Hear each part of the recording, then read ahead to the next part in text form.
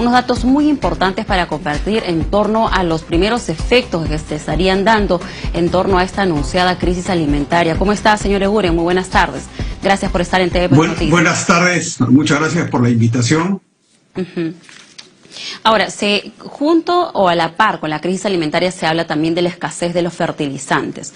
Entonces queremos consultarle primero cómo esta escasez de los fertilizantes han venido a recrudecer esta crisis alimentaria que se venía, en cierta manera, seguro que usted nos va a confirmar ello, post pandemia. En todo caso, ¿cuáles son todos esos factores que nos llevan ya a hablar de una crisis alimentaria y de esta época o este peligro, ¿no?, de que el Perú esté enfrentando años de hambre, como ya algunas estimaciones dan cuenta de ello?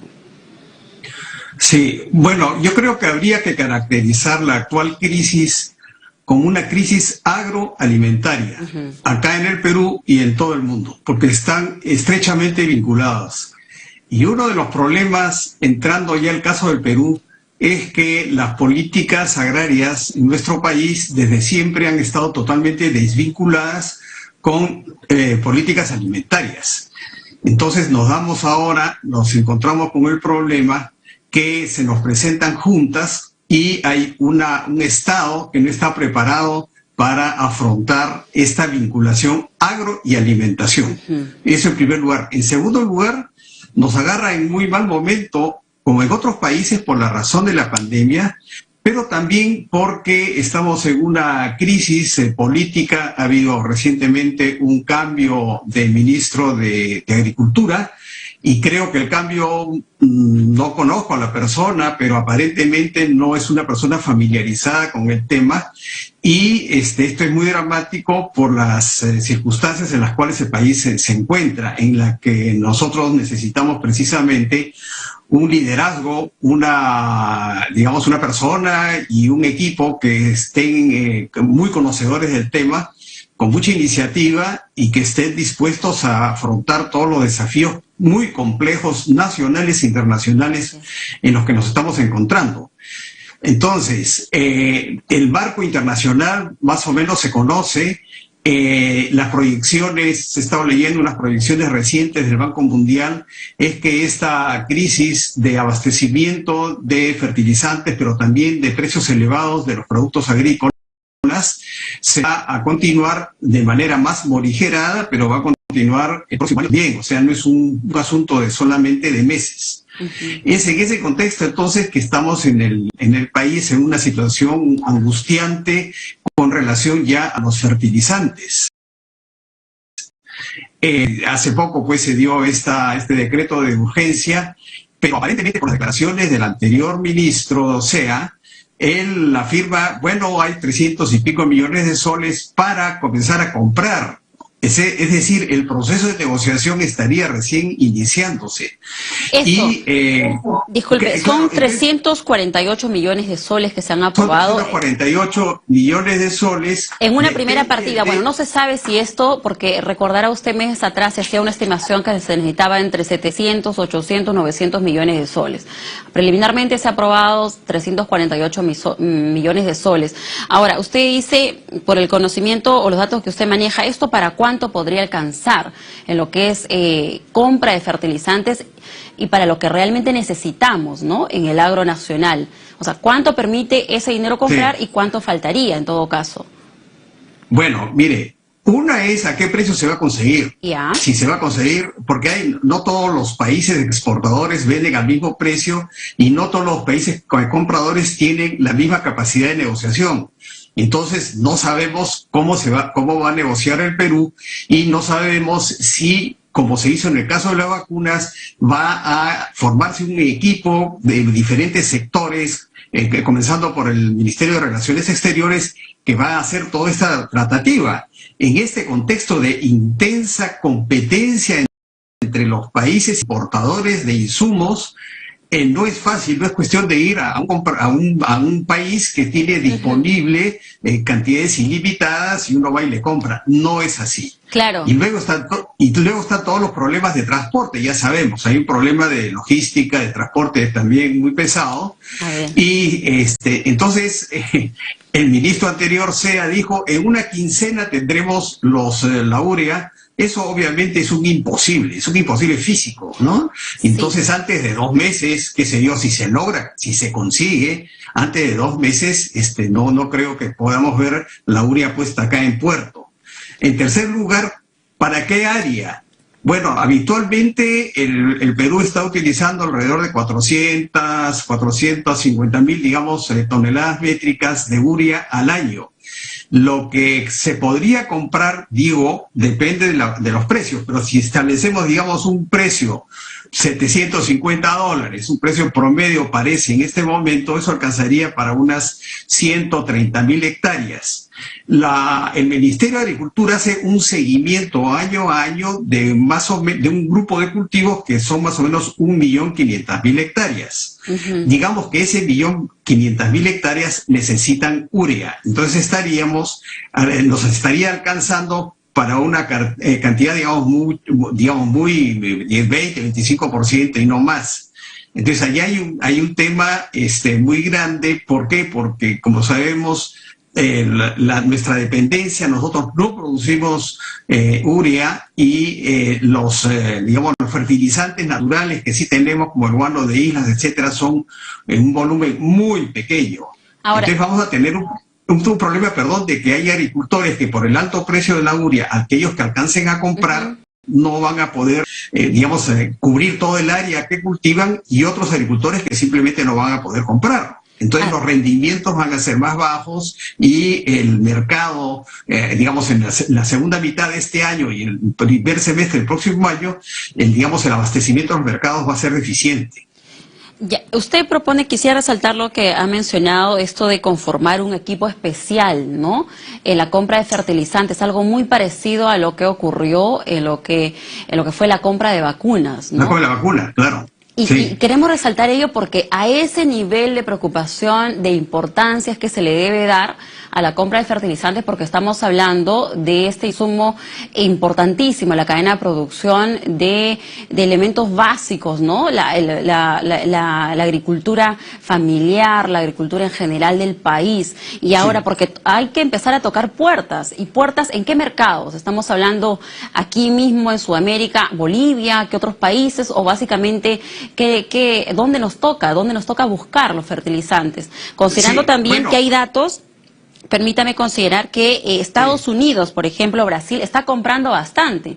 Se está abasteciendo, obviamente, para garantizar la producción de su país, ¿no? Y los que, nosotros, Perú, estamos 37, dice, ¿no? En lo que es el consumo, la compra o la importación de fertilizantes. Entonces, y por ello que se hacen unas estimaciones de que en el Perú esta crisis alimentaria sería de un nivel de mayor profundidad y mayor duración.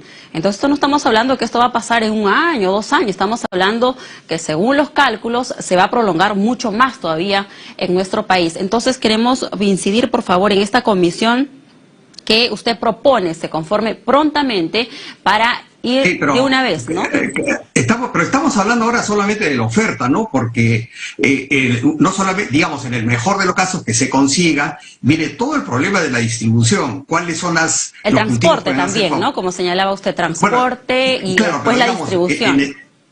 Pero veamos, digamos, ya, una visión optimista, ya, donde se llega y lo tenemos y se consiguió. Entonces viene todo el problema de logística, cómo se va a distribuir, a quiénes se va a distribuir, para qué cultivos se van a distribuir, y esto hay que vincularlo de todas maneras con la demanda de alimentos y sobre todo la demanda de los sectores poblacionales que están en una situación de mayor precariedad en el término de consumo de alimentos, ¿no? Entonces hay que hacer todo ahí una planificación de cuáles son las prioridades, cómo se va a distribuir, qué sistemas de transporte. El Ministerio de Agricultura no está hecho para esto, entonces no tiene, digamos, los camiones de transporte, la logística, etcétera, etcétera. Va a tener de todas maneras que establecer vinculaciones con el sector privado de transportes y de distribución al menudeo, ¿no es cierto? Entonces eso debería estar haciéndose ya.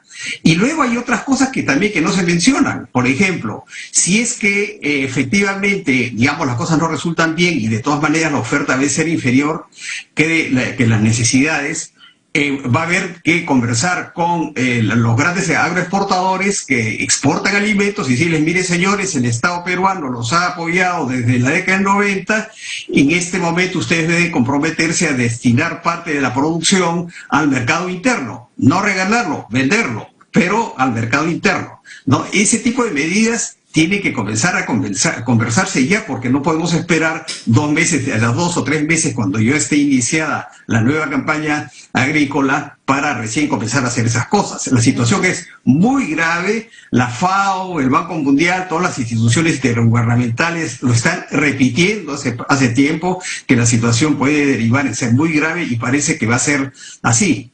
Ahora, quisiera otras cosas que se debe aprovechar además estas circunstancias para comenzar al responder a la crisis, ya comenzar a tomar algunas medidas que tienen cierto carácter estratégico, ¿no? Uno, el país tiene que ser un poco más independiente en la cuestión alimentaria. Nosotros dependemos casi en la totalidad de la importación de trigo, en 3/4 partes del maíz amarillo duro que utiliza la industria avícola, que a su vez es la principal abastecedora de proteínas de origen animal, ¿no? Las políticas agrarias tienen que comenzar a vincularse con las políticas alimentarias. No hay en este momento una estrategia de seguridad alimentaria. Ya la estrategia que existía caducó el año pasado, y el año 2022 no tenemos ninguna estrategia de seguridad alimentaria. Entonces hay que hacer esa estrategia, reorientar la política agraria. Hay que también apuntar hacia una agricultura que sea más orgánica, que no dependa de fundamentalmente de los insumos químicos, que primero que no los producimos, pero más grave aún, estos insumos químicos tienen una serie de consecuencias negativas para la naturaleza misma, ¿no? Y entonces ahí nosotros tenemos una tradición de agricultura mucho más orgánica. Entonces hay que hacer esa transición. Esa transición no es fácil. Esa transición tiene que contar con el apoyo del Estado. Y hablamos allí, podría ser el uso del guano también, pues, ¿no? Nosotros producimos de 20 a 25 mil toneladas de guano, y esa es una cantidad ínfima. El fertilizante es muy bueno. Es muy bueno para la regeneración, además de los suelos agrícolas, a diferencia de la urea, que su uso continuado reduce la fertilidad del suelo, ¿no? Su uso continuado. Cada vez se depende más de insumos químicos para mantener la fertilidad del suelo. Pero estos abonos naturales no. Pero lo que pasa es que producimos muy poco, ¿no? 125 mil toneladas 25 mil toneladas de guano de islas servirá pues para 25 a 50 mil hectáreas, ¿no es cierto? Y nosotros, el país tiene bajo cultivo alrededor de 3.500.000 o 4 millones de hectáreas. Entonces es nada, prácticamente es nada, ¿no? Entonces hay que hacer, pues, es el momento de comenzar a pensar en estrategias, porque el mundo está esperando además que estas pandemias y otros fenómenos como el cambio climático van a poner a todo el mundo en una situación, digamos, diferente a lo que ha ocurrido en los últimos siglos. Estamos entrando en una fase que va a ser muy complicada, para lo cual se necesitan, digamos, visiones estratégicas, y necesitamos un Estado que esté preparado para eso, y este Estado no solo no lo está, sino que cada vez está en una peor situación. La situación es muy grave. Y luego, para no sé cuánto tiempo tengo, pero hay otro asunto del cual tampoco se habla, que es la reducción, la magnitud del desperdicio de alimentos en el Perú, por varias causas, ¿no? Bueno, ya se aprobó, ¿no?, la ley de recuperación de alimentos para darle mayor énfasis. No, pero esa es otra cosa. No, pero ¿sabe usted? Hay un estudio de hace 2 o 3 años que se ha hecho con información oficial. ¿Cuál es el porcentaje de la producción de alimentos en el Perú que se desperdicia por diferentes causas, desde el momento de la cosecha hasta el momento, digamos, final del consumo? Claro, es que lo que ocurre es que en esta ley implica todo eso, desde el momento de la producción, ¿no? Espera un ratito, pues, espera un ratito. Lo que se pierde son 47% del volumen total, casi la mitad, ¿no es cierto? Una ley no hace que las cosas desaparezcan, ¿no es cierto? Hay una serie de prácticas, de logística, de construcción de vías, etcétera. Exactamente. Entonces, la cuestión es complicada y hay que asumirla como tal, y me da la impresión que el gobierno no está asumiendo la gravedad del problema, porque está poniendo como responsables de la política agraria a personas que aparentemente no tienen ninguna experiencia en este asunto y deberíamos contar en este momento con la gente más calificada posible. Muy bien. Señor Eguren, también en tanto de lo que usted nos compartía esta información, ¿cuánto calcula entonces, para tener ese dato, estima usted pueda, siendo optimistas, pueda estar este fertilizante en nuestro país? Y en tanto no llegue, ¿cómo se va abasteciendo, cómo se va haciendo frente a la producción que se viene dando en estos momentos? Y ¿en qué momento veríamos también los efectos de estos problemas que estamos viendo? Porque ahora en los mercados hay producción, ¿no? Vamos al gran mercado mayorista, al interior del país todavía. Sin embargo, de repente eso nos da una suerte de confianza, ¿no? Pero ¿en cuánto tiempo, en cuántos meses ya estaríamos viendo estas primeras manifestaciones de lo que falta en de la escasez de fertilizante y afectación a la producción agrícola? Bueno, algunas manifestaciones las estamos viendo por el lado, repito, del lado de la demanda. ¿Por qué? Porque han subido los precios de los alimentos, han subido y no han subido los ingresos. Y entonces hay un sector que empobrecido, que es muy vasto, que ha aumentado mucho con la pandemia y que o no va a poder comprar alimentos, que va a tener que depender más de programas sociales, o que va a tener que cambiar del tipo de alimento que consume. Es decir, va a pasar de una alimentación más saludable, que es más cara, a una alimentación menos saludable, cuyo propósito fundamental va a ser llenar el estómago, pero no necesariamente nutrir, ¿no? Entonces, eso está en curso, eso está pasando, ¿no? Ahora, en cuanto a la disponibilidad de alimentos en el mercado, nosotros estamos viviendo pues de las campañas pasadas, ¿no es cierto? De esto estamos viviendo. La siguiente gran campaña comienza hacia mediados de este año. Y entonces lo que vamos a ver, ya las manifestaciones, creo yo, las manifestaciones ya de una campaña que se va a iniciar sin suficientes fertilizantes, ¿no? Y con un productor, un pequeño productor, que son los que producen básicamente los alimentos, con un pequeño productor que ha mantenido la producción de las dos campañas anteriores, en parte con su propio descapitalización, porque no ha podido tener, acceso a créditos, etcétera. Ha tenido que vender sus cosas para poder financiar esta campaña. Señora Eguren, entonces podría ser también, disculpe, que el agricultor familiar sea el más afectado, ¿no? Porque, ¿cuál considera las agroexportaciones también? O de todas maneras, estos al menos se pueden sostener un poco más de tiempo, pero aquí los directamente afectados deberían ser las agricultoras, los agricultores familiares, ¿no? Así es, que son el 97% de los predios en el Perú, es agricultura familiar, el 97%. Muy bien. Y garantizan más de la mitad de la oferta de alimentos agrícolas del Perú. Y como dato también queremos comentarle para que nos pueda decir qué hacer ya de inmediato para incidir en ello y ya tener claro este panorama. Por ejemplo, en el arroz señalan de que se usa un 27%, dice el fertilizante, ¿no? Es lo que demanda en ese porcentaje. La papa, por ejemplo, usa un 11% de fertilizantes, los espárragos 16%, café 16%. Entonces se entiende de que si para producir estos productos, por así decirlo, se requiere tanta cantidad de fertilizante, podría también incrementar los costos, ¿no? Porque si, mira, yo para producir el arroz me demanda tanto, entonces lo que queremos consultarle finalmente, señor Eguren, permítanos, estamos a tiempo todavía de tomar medidas, ¿qué hacemos? ¿Cómo nos preparamos a nivel macro? Y nosotros también, tal vez cambiar de hábitos, reemplazar algunos productos por otros, ¿qué hacemos? Claro, pero ¿sabe qué?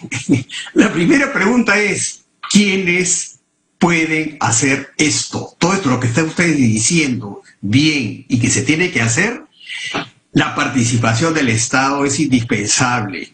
Y como van las cosas, el Ministerio de Agricultura, tal como está, no va a estar en capacidad de hacerlo. Y yo pondría como primera medida de todas, reponer a muchos de los cuadros técnicos que han sido desplazados para poner a gente que no tiene preparación, porque sin estos cuadros técnicos no se va a poder hacer nada de lo que usted está mencionando, que es lo razonable, ¿no es cierto? Y entonces Entonces, si uno piensa solamente que ya que viene la uria y eso automáticamente se va a distribuir, etcétera, etcétera, eso no va a ocurrir. Eso lo hacen las instituciones, lo hacen las personas, lo hace la capacidad que tengamos para hacerlo. Si no tenemos capacidad para hacerlo, no se va a hacer. Puede ser que tengamos una serie de medidas posibles de hacer, ¿no? Por ejemplo, hacer una especie de inventario. ¿Cuáles son todas las fuentes hoy día de fertilizantes orgánicos y no orgánicos que hay en el país? Y cómo se puede distribuir para tratar de paliar este problema de deficiencia de fertilizantes. Eso hay que hacerlo. ¿Quién lo hace? ¿Quién lo hace? Tiene que hacerlo el Estado, ¿no es cierto? Bueno, pero nada, eso no está en la cabeza del Estado, lamentablemente, ¿no?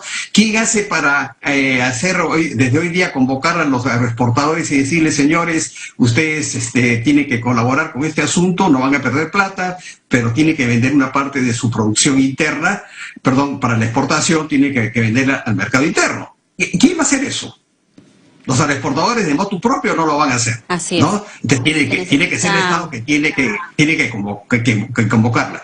¿Quién va a convocar al sector privado, a la sociedad civil, a los gremios, para juntos afrontar toda esta crisis? Ahora está el anterior ministro Sea, estaba peleado, insulta a lo que es actualmente el principal gremio de agricultores familiares, que es Conviagro. Imagínense pues con ese criterio.